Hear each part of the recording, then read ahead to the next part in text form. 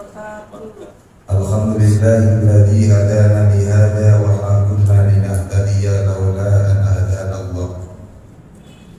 Asyhadu an la ilaha illallah wahdahu la syarika lah. Wa asyhadu anna sayyidana Muhammadan abduhu wa rasuluh. Allahumma shalli wa sallim wa barik ala sayyidina wa syafi'ina wa maulana Muhammadin wa ala alihi wa sahbihi ajma'in, amma ba'du. Ilahi anta maksudi wa ridhoka matlubi, a'tini mahabbataka wa ma'rifataka ala hadhihi niyyah wa la kulli niyyatin shalihah ila hadratin nabiyyil mustafa Muhammadin sallallahu alaihi wasallam wa ala alihi wa ashabihi wa azwajihi wa dhurriyyatihi wa ahli baitihi ajma'in, khususan ila hadratis Syekh Abdullah Mubarak bin Muhammad, ila hadratis Syekh Ahmad Sahibul Wabadajul Arifin, ila hadratis Syekh Muhammad bin Qasim Al-Ghawasi, ila hadratis Syekh Ahmad bin Husain Syekhul Lilailahum Al-Fatihah. Bismillahirrahmanirrahim.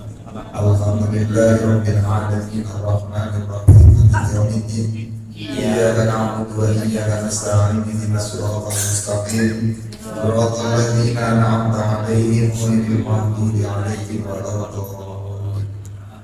Seperti biasa, mari kita awali kaji kita pada malam ini dengan membaca doa bersama. Bismillahirrahmanirrahim. Bismillahirrahmanirrahim. Allahu hadiri, Allahu hadiri, Allahu nadiri, Allahu nadiri, Allahu syahidun alayya, Allahu syahidun alayya, Allahu ma'i, Allahu ma'i, Allahu mu'ini, Allahu mu'ini, Allahu bi kulli syai'in muhit, Allahu bi kulli syai'in muhit. Rabbi zidni ilman nafi'a, Rabbi zidni ilman nafi'a, warzuqni fahman wasi'a, warzuqni fahman wasi'a, birahmatika ya arhamar rahimin, birahmatika ya arhamar rahimin.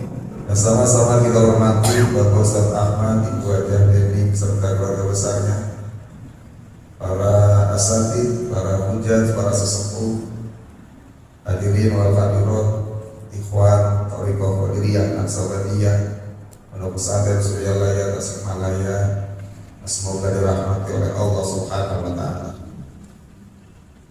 Disyukur marilah senantiasa kita panjatkan kehadirat Allah Subhanahu wa taala.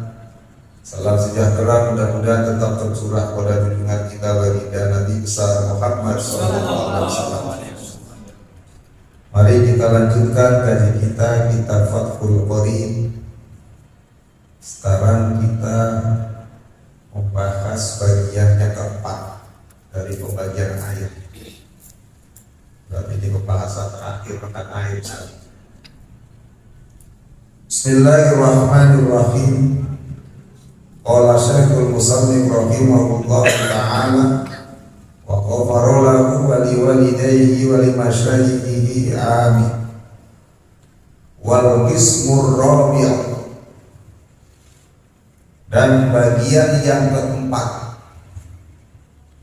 adalah ma'un najisun, air yang najis. Air maksudnya mutanajisun, air yang terkena najis. Jadi kalau sebelumnya kita sudah membahas tentang air mutlak yang pertama, yang kedua air musammas, yang ketiga air mustakmal, yang keempat sekarang air mutanajis, air yang terkena najis.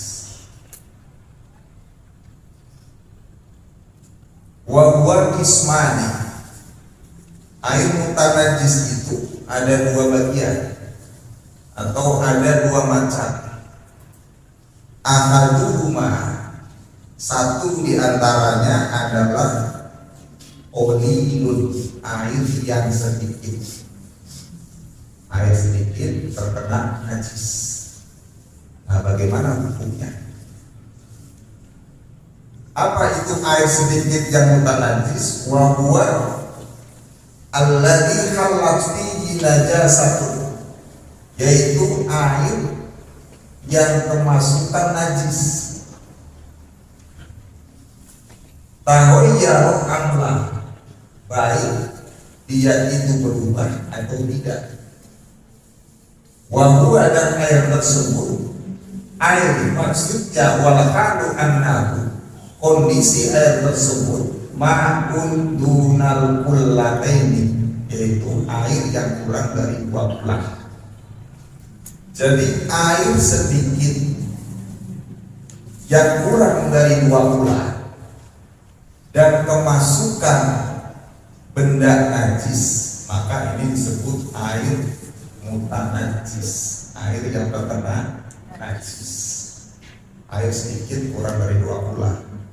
Pada 2 minggu yang lalu kita sudah membahas 2 kulah itu kalau menurut Syekh Wahbah As-Suhaili adalah 270 liter.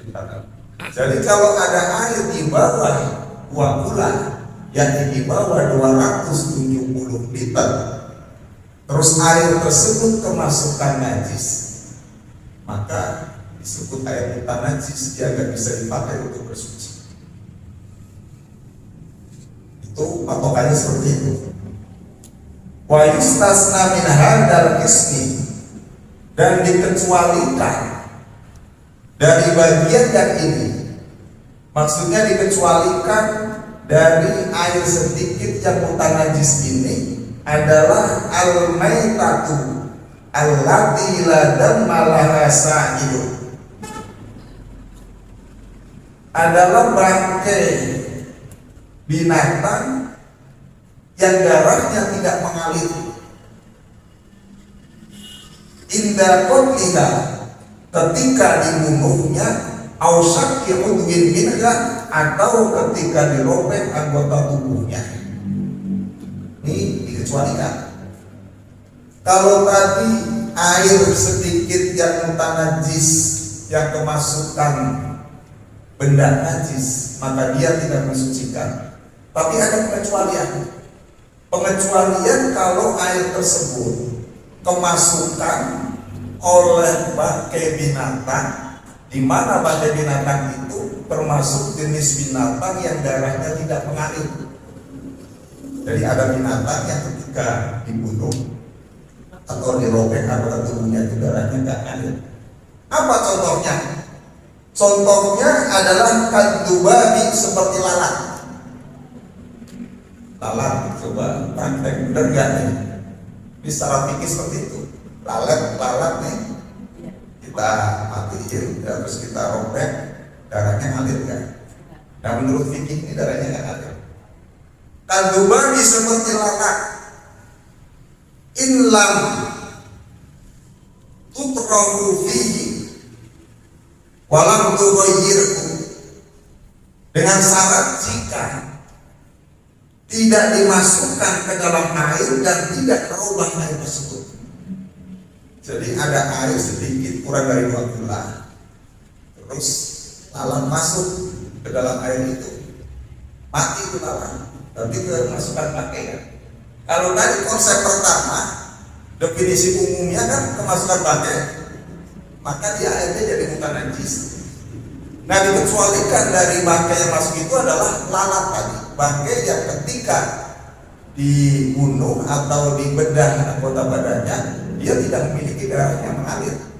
Maka ketika air kemasukan lalat tersebut, airnya tetap suci, tidak mutanajis, dengan syarat inlam tutroh, tidak dimasukkan ke dalam air. Jadi ini ada lalat, pakai lalat kita cemplung ini ke air, kita masukin sengaja, nah itu baru mutanajis.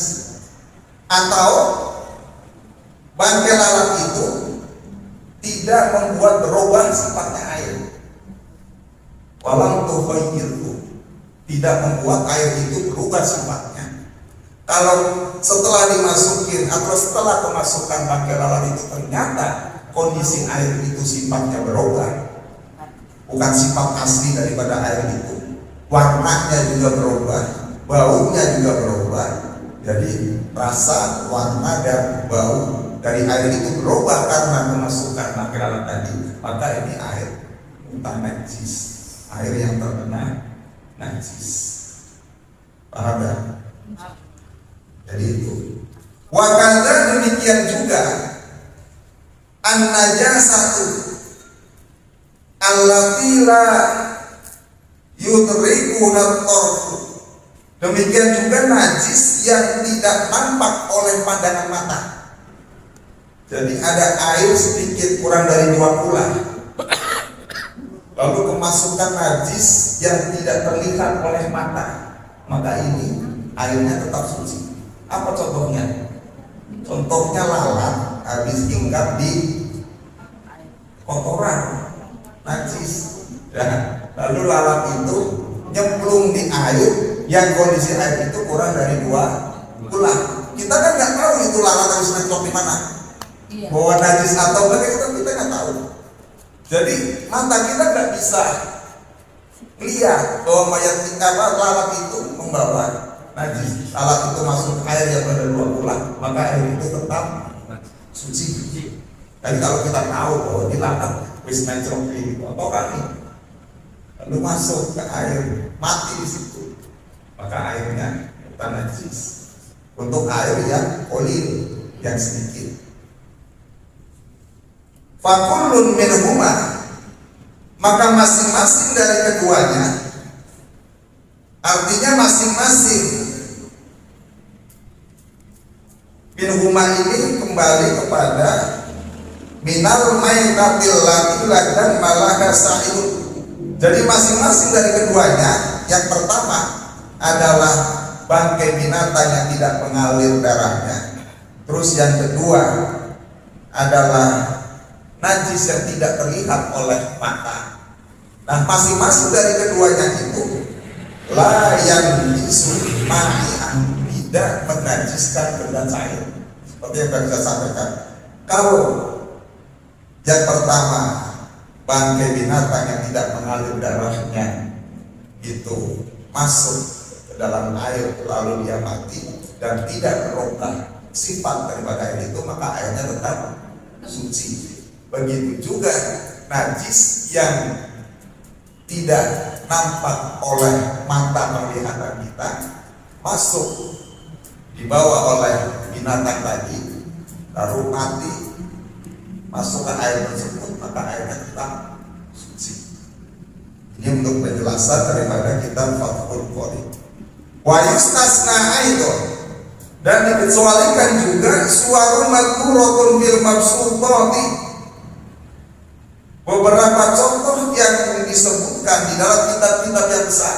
Jadi kalau di dalam kitab Fathul Qorib contohnya cuma katuba lalat, nanti di dalam kitab-kitab yang lebih besar daripada Fathul Qorib itu banyak contoh lain.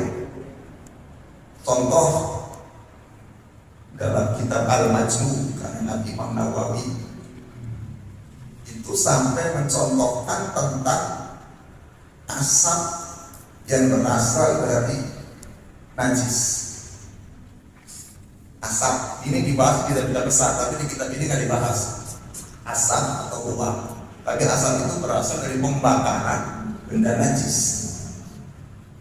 Kalau asap itu masuk ke dalam air yang sedikit dan dia merubah warna, rasa, baunya air, maka ini menjadi air yang najis. Tapi kalau dia masuk sedikit ke dalam air yang kolil tadi, maka dia tetap airnya suci.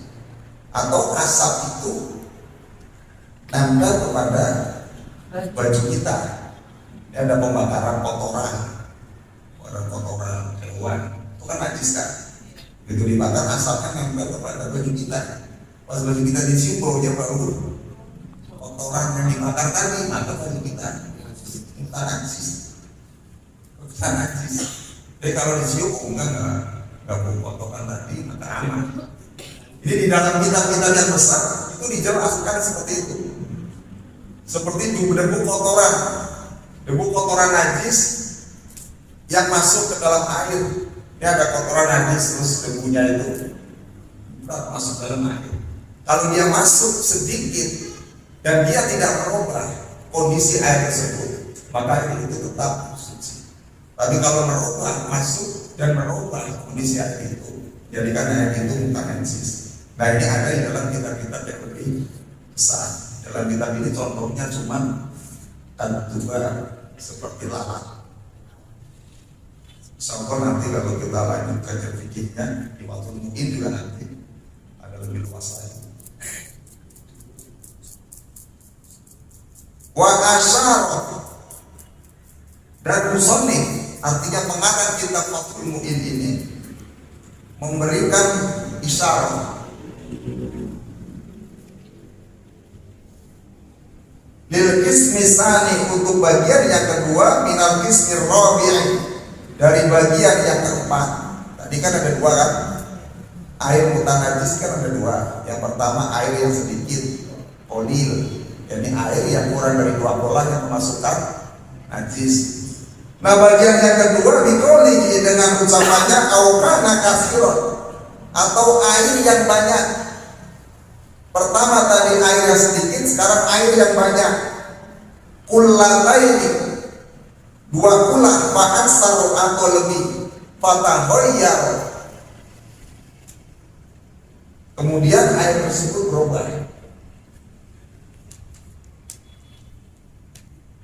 Yasiron au kasiron, baik berubahnya itu sedikit atau banyak. Jadi ada air banyak, 2 kulah atau lebih, kemasukan benda najis, lalu air tersebut berubah, baik warna, rasa, baunya berubah, sedikit atau banyak, maka ini air bukan najis walaupun airnya banyak. Tetapi kalau air yang banyak itu kemasukan benda najis tapi tidak merubah sifat daripada air itu, maka air itu tetap suci. Jadi air banyak, lebih dari 2 kulah, kemasukan benda najis tapi tidak merubah sifat air itu, maka air itu tetap suci. Yang bukan najis itu adalah ketika merubah kondisi atau sifat daripada air itu. Lalu 2 kulah itu seperti apa? Kemarin kita sudah jelaskan pakai pendapatnya Syekh Wahbah. Nah, wal kullatani, 2 kulah itu adalah konsumi ati litlin baghdadiin, 500 ritel Baghdad. Ini ukuran pertanyaan 500 ritel Baghdad itu 2 kulah. Takriban berdasarkan perkiraan. Fil asofi fihiman, menurut pendapat yang asof, pendapat yang paling sahih, yang utama. Jadi 2 kulah itu adalah 500 ritel Baghdad. Waridul Baghdadiyu indan Nawawi, menurut Imam Nawawi 1 ritel Baghdad itu adalah mi'atun wa samaniyatun wa isruna dirhaman wa arba'atu asba'i dirhamin. Menurut pendapat Imam Nawawi 1 ritel Baghdad itu adalah 128 dirham, lebih 47 dirham. Ukuran sana semua 128 47 dirham. Nah, kalau kita di Indonesia kan, maka kita lebih contoh pakai contemporer lah. Syekh Muhammad As-Suhaili dalam Al-Fiqhul Islami wa Adillatuh, kita pakai 270 liter patokan 2 kulah itu. Pokoknya kalau kita punya kolam ukurannya lebih dari 270 liter ya udah aman. Kalau di bawah itu yang harus kita hati-hati. Wa tarokal musannifu, pengarang kitab ini meninggalkan pembahasan kismar khomisah, bagian yang kelima daripada air. Jadi dibahas dalam kitab ini cuma 4 macam jenis air.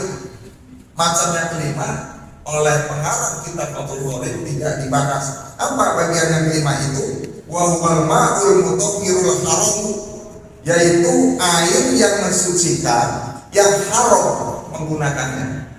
Ini bagian ini nggak dibahas di dalam kitab ini. Air itu mensucikan tapi haram menggunakannya.